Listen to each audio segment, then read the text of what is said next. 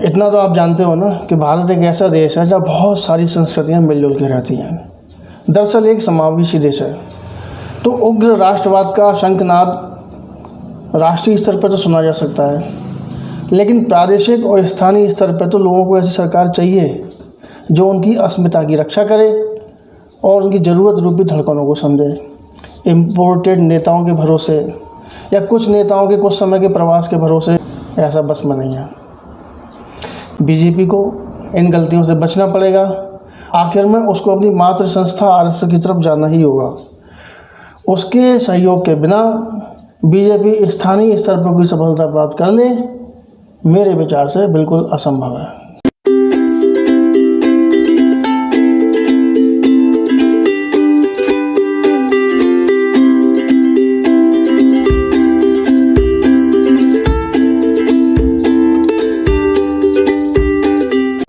नमस्कार दोस्तों।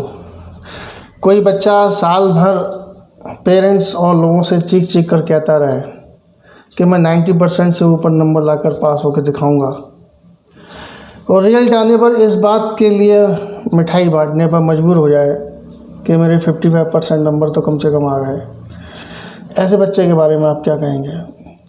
जी हाँ, यही हाल आजकल बीजेपी के पदाधिकारियों और कार्यकर्ताओं का है। कहने को तो वो बार बार ऑफिशियली और मीडिया के सामने यही कह रहे हैं कि हम 3 से बढ़कर 77 हो गए, ये हमारी बड़ी उपलब्धि है।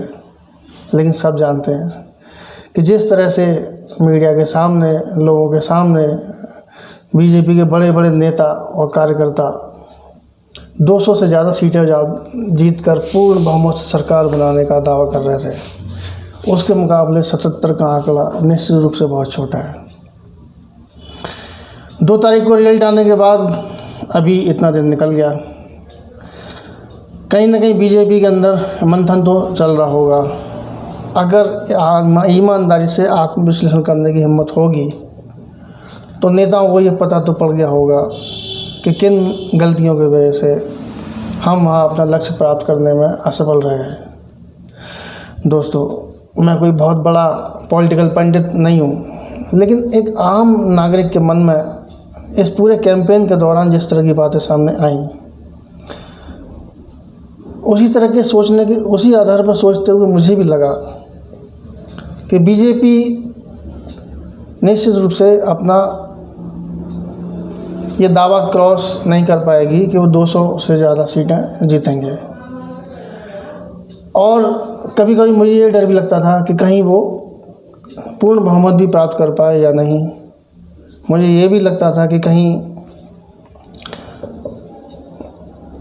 वो दावा ना सच हो जाए कि बीजेपी 100 सीटें भी नहीं जीत पाएगी, और दुर्भाग्य से वही स्थिति सामने आई। इसका प्रमुख कारण बीजेपी का इम्पोर्टेड नेताओं पर यकीन करना रहा। पिछली वीडियो में भी मैंने आपको बताया था कि जिन नेताओं से जनता त्रस्त थी, जिन नेताओं से जनता परेशान हो चुकी थी, ऊब गई थी, उन्हीं नेताओं को आपने बीजेपी में लिया, और सभी को स्पष्ट था कि अगर बीजेपी बहुमत में आती है तो उनमें से ज़्यादातर मंत्री बनेंगे। तो जो प्रबुद्ध वर्ग था उसने उन उम्मीदवारों को सिरे से नकार दिया। यानी ये सिद्ध हो गया कि पूरी तरह से इम्पोर्टेड लोगों के भरोसे बीजेपी कभी कोई कैंपेन नहीं जीत पाएगी। दूसरा कारण उग्र हिंदूवाद। जितना ज़्यादा ज़ोर से जय श्री राम के नारे लगाए जाते थे, जितना आक्रामक रूप दिखाया जाता था, उतना ही ज़्यादा धरातल बीजेपी के पैरों से खिसकता चला गया। दोस्तों, हम जानते हैं कि भारत एक समावेशी संस्कृतियों का मिला जुला देश है। यहाँ किसी एक खास वर्ग की राजनीति लंबे समय तक नहीं चल पाती। बहुत सारे ऐसे एग्जाम्पल हुए हैं। कहीं ना कहीं हमको सबको समाहित करके चलना ही होता है। मैं ये नहीं कहता कि हम किसी एक वर्ग विशेष के तुष्टीकरण में लग जाएं, जैसा कई लोग करने लगते हैं, वो भी एक अति है। लेकिन फिर भी हमें अपने क्रियाकलापों से दूसरे समाजों, वर्गों, धर्मों के लोगों में भय न प्राप्त हो, इस बात का ध्यान तो रखना होता है। तो जो लोग निश्चित रूप से तय कर चुके थे हमें बीजेपी को वोट नहीं देना है, उन्होंने तो अपनी एकता दिखाई और उन्होंने बीजेपी को वोट नहीं दिया। लेकिन इस आक्रामकता और उग्र हिंदुत्व की वजह से जो इनके हिंदू वोट थे उसमें भी दरार आई और एक बड़ा हिस्सा दूसरी तरफ चला गया। तीसरा कारण ये रहा कि जिस तरह से आप ममता बनर्जी को अलग करते चले गए, उनके सिपह सालों को छीनते चले गए, मुझे भी व्यक्तिगत रूप से लगता था और शायद वही वहाँ के लोगों को लगा। हाँ देखिए, मैं बंगाल का नहीं हूँ, मुझे पता है बंगाल का नहीं हूँ, पर टीवी पर, पेपरों में, समाचार पत्रों में जो भी मैं पढ़ता था, देखता था, उस हिसाब से मेरे खुद के मन में ममता बनर्जी की एक ऐसी बेचारी महिला की छवि बनी जो अभिमन्यु की तरह टूटे हुए रथ का पहिया लेकर लड़ रही है और सभी महारथी उसको घेर कर मारने के लिए तैयार है। तो ये बेचारगी की छवि थी, ये धीरे धीरे इतनी बड़ी हो गई कि बीजेपी का जनाधार खिसक गया। तो यहाँ पर बीजेपी को कुल मिला के 3 बातें समझनी होंगी: उग्र राष्ट्रवाद, उग्र हिंदूवाद कुछ समय के लिए राष्ट्रीय स्तर पर चल सकता है, कुछ राज्यों में भी चल सकता है, पर सभी राज्यों में नहीं चलेगा। दूसरी बात, हमें निश्चित रूप से इस बात का ध्यान रखना होगा कि अलग अलग राज्यों की अलग अलग संस्कृति होती है, अलग अलग विचारधारा होती है, उनकी अपनी आवश्यकताएं होती हैं, आर्थिक, सामाजिक, धार्मिक आवश्यकताएं होती हैं। उनको गहराई से समझ के, उनको गहराई से स्टडी करके, उन आकांक्षाओं के बल पर हमें आगे बढ़ना होगा, एक बेहतर विकल्प देना होगा।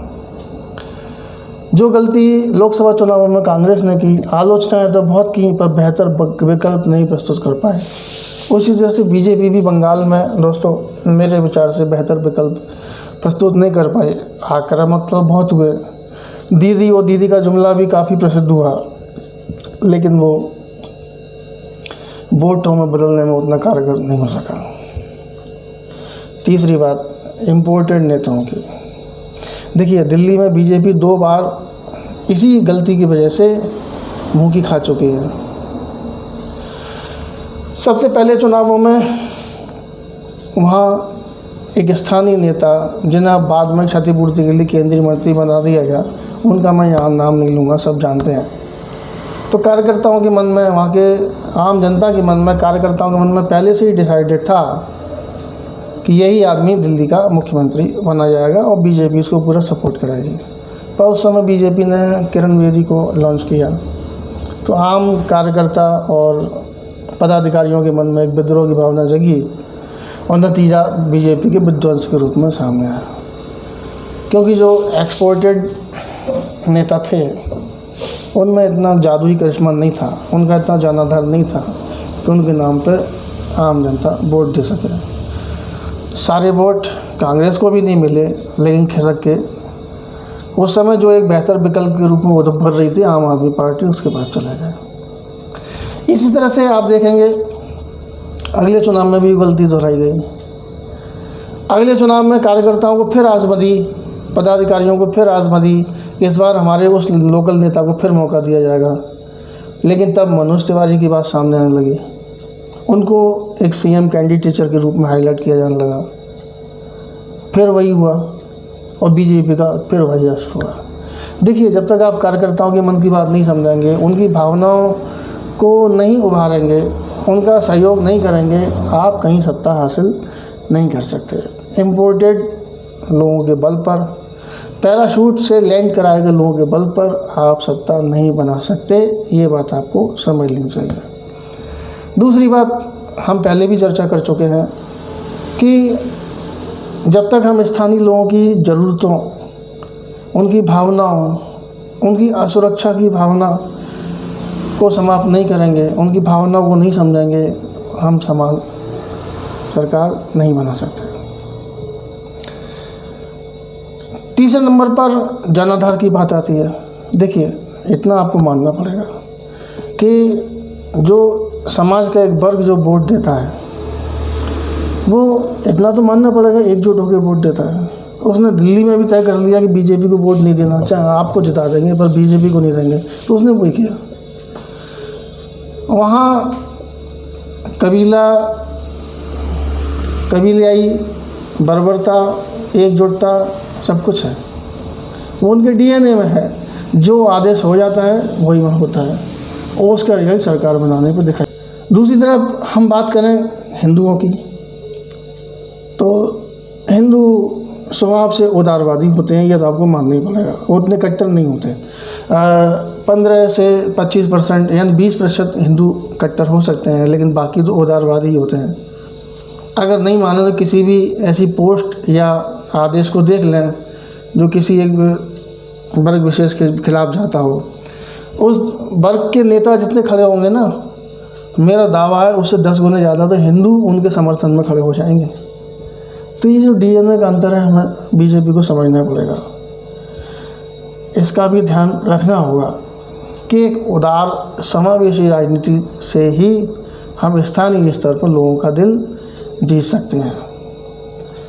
हम हिंदू राष्ट्र की बात करें, कोई बुराई नहीं है। हम हिंदू उत्थान की बात करें, लेकिन दूसरों के मन में असुरक्षा और डर, आक्रामकता पैदा करके बिल्कुल नहीं। तीसरी बात मैं आपसे कहना चाहूँगा कि कुछ भी हो, बीजेपी की गर्भनाल आरएसएस राष्ट्रीय स्वयंसेवक संघ से जुड़ी हुई है। तो कितना भी चल ले, बीजेपी आरएसएस के बिना एक कदम भी सफलता नहीं प्राप्त कर सकती। तमिलनाडु में देखा, इतने समय जोर लगाया, कुछ नहीं हो सका।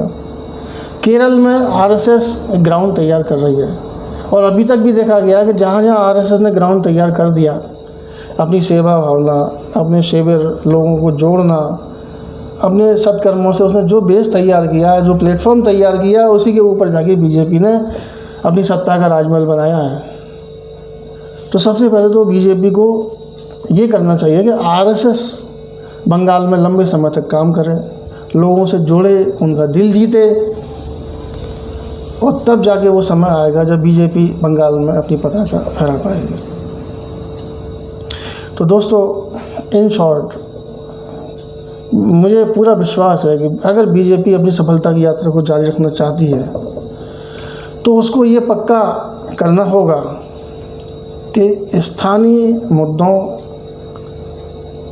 को उभार कर ही सफलता प्राप्त की जा सकती है। उसके लिए स्थानीय लोगों का ही सहयोग लेना होगा, इम्पोर्टेड लोगों से काम नहीं चलने वाला। इस काम में आरएसएस उसकी बहुत बेहतर सहायता कर सकती है। एक बार सहयोग लेके तो देखिए, और फिर देखिए, इम्पोर्टेड, ख़ास तौर से दूसरे दलों से आए हुए लोगों पर बिल्कुल भरोसा मत कीजिए। तीसरी बात, उग्र राष्ट्रवाद को थोड़ी देर के लिए छोड़कर, कम से कम स्थानीय मुद्दों के लिए छोड़कर एक समावेशी छवि बनाइए, सफलता आपकी होगी। तो दोस्तों, इस विषय पर आपके क्या विचार हैं, मुझे ज़रूर बताइएगा। आपकी राय का हमें बेताबी से इंतजार रहेगा। हाँ, कोरोना भी गया नहीं है, अपना ध्यान जरूर रखिएगा, सतर्क रहिएगा, क्योंकि जान है तो जहान है। नमस्कार।